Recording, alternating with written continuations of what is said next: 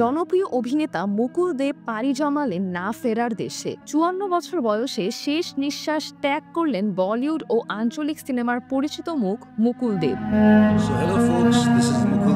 শুক্রবার ২৩ মে তার মৃত্যুর ঘটনা ঘটলেও তা প্রকাশ্যে আসে শনিবার ২৪ মে। ভারতীয় গণমাধ্যমের বরাতে জানা যায়, বেশ কিছুদিন ধরেই অসুস্থ ছিলেন এই অভিনেতা। শারীরিক অবস্থার অবনতি ঘটলে তাকে আইসিইউতে ভর্তি করা হয়।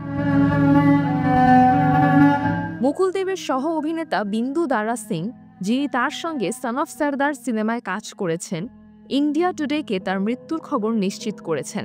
তিনি বলেন, মুকুলকে আর পর্দায় দেখা যাবে না, এটা ভাবতেই কষ্ট হচ্ছে। বাবা মা মারা যাওয়ার পর থেকেই সে একাকিত্বে ভুগছিল, নিজেকে সমাজ থেকে আলাদা করে নিয়েছিল। শেষ দিকে তার অবস্থার বেশ অবনতি ঘটে।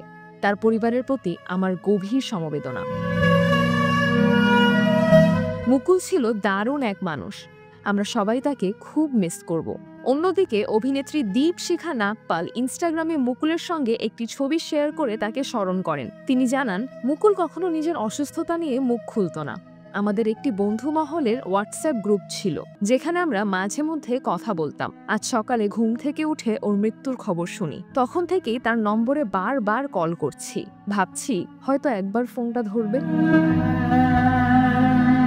১৯৯৬ সালে দস্তক সিনেমার মাধ্যমে বলিউডে পা রাখেন মুকুল দেব। সুস্মিতা সেন ও শ্রুতি কাপুরের সঙ্গে এই সিনেমায় তিনি অভিনয় করেন মুকেশ ভাটের প্রযোজনায়। তার ঝুলিতে রয়েছে ডন, ইয়ামলা পাগলা দিওয়ানা আর রাজকুমার, সন অফ সর্দারের মতো জনপ্রিয় সিনেমা। হিন্দির পাশাপাশি তিনি কাজ করেছেন তেলেগু, কন্নড় এবং পাঞ্জাবি ছবিতেও।